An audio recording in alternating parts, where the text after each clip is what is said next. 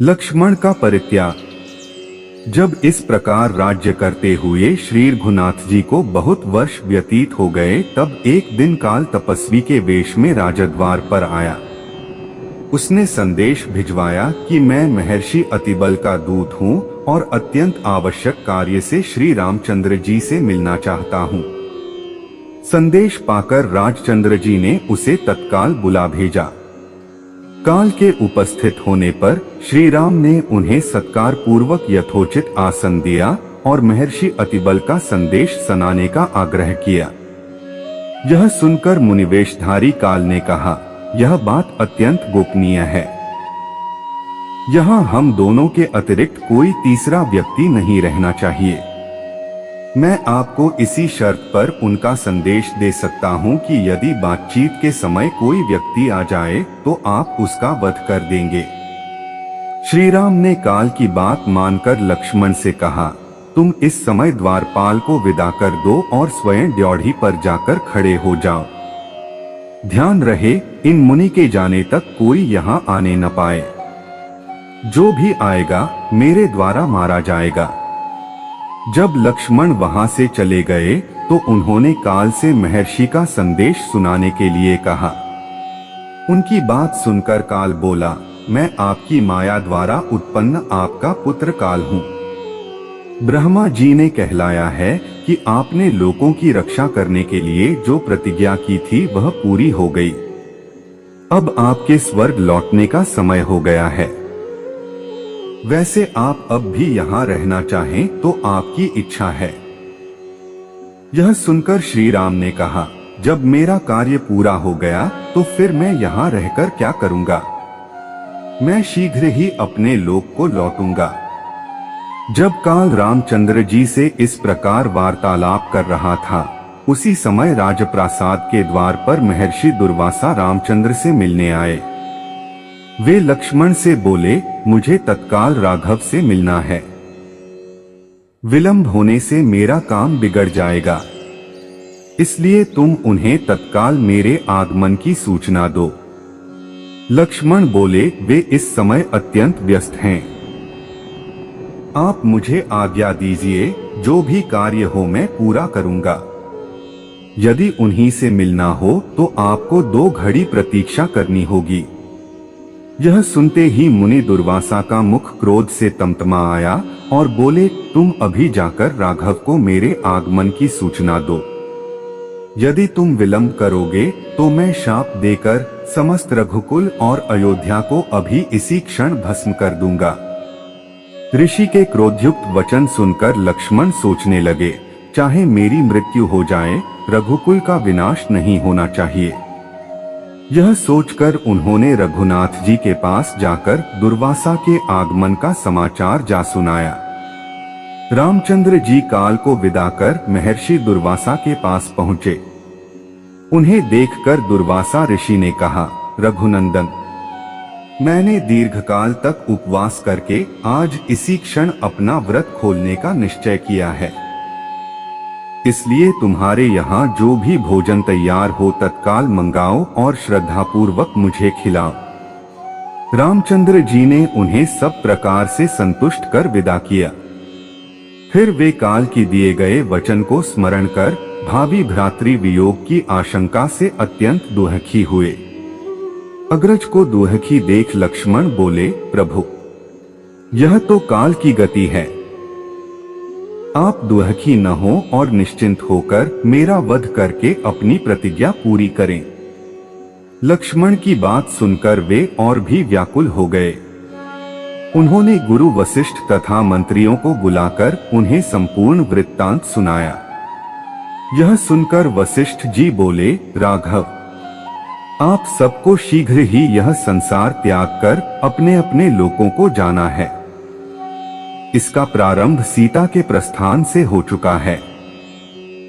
इसलिए आप लक्ष्मण का परित्याग करके अपनी प्रतिज्ञा पूरी करें। प्रतिज्ञा नष्ट होने से धर्म का लोप हो जाता है। साधु पुरुषों का त्याग करना उनके वध करने के समान ही होता है। गुरु वशिष्ठ की सम्मति मानकर श्री राम ने दुखी मन से लक्ष्मण का परित्याग कर दिया। वहां से चलकर लक्ष्मण सरयू के तट पर आए। जल का आचमन कर हाथ जोड़ प्राणवायु को रोक उन्होंने अपने प्राण विसर्जन कर दिए। लक्ष्मण का त्याग करके अत्यंत शोक विह्वल हो रघुनंदन ने पुरोहित, मंत्रियों और नगर के श्रेष्ठ जनों को बुलाकर कहा, आज मैं अयोध्या के सिंहासन पर भरत का अभिषेक कर स्वयं वन को जाना चाहता हूँ। यह सुनते ही सबके नेत्रों से अश्रुधारा बह चली। भरत ने कहा, मैं भी अयोध्या में नहीं रहूंगा, मैं आपके साथ चलूंगा। आप कुश और लव का अभिषेक कीजिए। प्रजाजन भी कहने लगे कि हम सब भी आपके साथ चलेंगे। कुछ क्षण विचार करके उन्होंने दक्षिण कौशल का राज्य कुश को और उत्तर कौशल का राज्य लव को सौंपकर उनका अभिषेक किया। कुश के लिए विंध्याचल के किनारे कुशावती और लव के लिए श्रावस्ती नगरों का निर्माण कराया। फिर उन्हें अपनी अपनी राजधानियों को जाने का आदेश दिया। इसके पश्चात एक द्रुतगामी दूत भेजकर मधुपुरी से शत्रुघ्न को बुलाया। दूत ने शत्रुघ्न को लक्ष्मण के त्याग, लवकुश के अभिषेक आदि की सारी बातें भी बताईं। इस घोर कुलक्षयकारी वृत्तांत को सुनकर शत्रुघ्न अवाक रह गए। तदंतर उन्होंने अपने दोनों पुत्रों सुबाहु और शत्रुघाती को अपना राज्य बांट दिया। उन्होंने सबाहु को मथुरा का और शत्रुघाती को विदिशा का राज्य सौंप तत्काल अयोध्या के लिए प्रस्थान किया। अयोध्या पहुंचकर वे बड़े भाई से बोले, मैं भी आपके साथ चलने के लिए तैयार होकर आ गया हूँ। कृपया आप ऐसी कोई बात न कहें जो मेरे निश्चय में बाधक हो। इसी बीच सुग्रीव भी आ गए और उन्होंने बताया कि मैं अंगद का राज्याभिषेक करके आपके साथ चलने के लिए आया हूँ। उनकी बात सुनकर रामचंद्र जी मुस्कुराए और बोले, बहुत अच्छा। फिर विभीषण से बोले, विभीषण, मैं चाहता हूँ कि तुम इस संसार में रहकर लंका में राज्य करो। यह मेरी हार्दिक इच्छा है। आशा है तुम इसे अस्वीकार नहीं करोगे। विभीषण ने भारी मन से रामचंद्र जी का आदेश स्वीकार कर लिया। श्री राम ने हनुमान को भी सदैव पृथ्वी पर रहने की आज्ञा दी। जाम्बवंत, मैंद और द्विविद को द्वापर तथा कलियुग की संधि तक जीवित रहने का आदेश दिया। अगले दिन प्रातःकाल होने पर धर्म प्रतिज्ञ श्री रामचंद्र जी ने गुरु वशिष्ठ जी की आज्ञा से महाप्रस्थानोचित सविधि सब धर्म कृत्य किए। तत्पश्चात पीतांबर धारण कर हाथ में कुशा लिए राम ने वैदिक मंत्रों के उच्चारण के साथ सरयू नदी की ओर प्रस्थान किया। नंगे पैर चलते हुए वे सूर्य के समान प्रकाशमान मालूम पड़ रहे थे। उस समय उनके दक्षिण भाग में साक्षात लक्ष्मी, वाम भाग में भूदेवी और उनके समक्ष संहार शक्ति चल रही थी। उनके साथ बड़े बड़े ऋषि मुनि और समस्त ब्राह्मण मंडली थी। वे सब स्वर्ग का द्वार खुला देख उनके साथ चले जाते थे। उनके साथ उनके राजमहल के सभी आबाल वृद्ध स्त्री पुरुष भी चल रहे थे। भरत व शत्रुघ्न भी अपने अपने रणवासों के साथ श्री राम के संग संग चल रहे थे। सब मंत्री तथा सेवकगण अपने परिवारों सहित उनके पीछे हो लिए। उन सबके पीछे मानो सारी अयोध्या ही चल रही थी। मस्त वृक्ष और वानर भी किलकारियां मारते, उछलते कूदते, दौड़ते हुए चले। इस समस्त समुदाय में कोई भी दुखी अथवा उदास नहीं था, बल्कि सभी इस प्रकार प्रफुल्लित थे जैसे छोटे बच्चे मनचाहा खिलौना पाने पर प्रसन्न होते हैं। इस प्रकार चलते हुए वे सरयू नदी के पास पहुंचे। उसी समय सृष्टिकर्ता ब्रह्मा जी सब देवताओं और ऋषियों के साथ वहां आ पहुंचे। श्री राम को स्वर्ग ले जाने के लिए करोड़ों विमान भी वहां उपस्थित हुए। उस समय समस्त आकाशमंडल दिव्य तेज से दमकने लगा। शीतल मन सुगंधित वायु बहने लगी। आकाश में गंधर्व दुंदुभियां बजाने लगे, अप्सराएं नृत्य करने लगीं और देवतागण फूल बरसाने लगे। श्री रामचंद्र जी ने सभी भाइयों और साथ में आए जन समुदाय के साथ पैदल ही सरयू नदी में प्रवेश किया।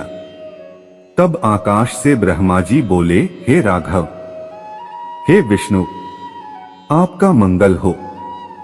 हे विष्णु रूप रघुनंदन, आप अपने भाइयों के साथ अपने स्वरूपभूत लोक में प्रवेश करें।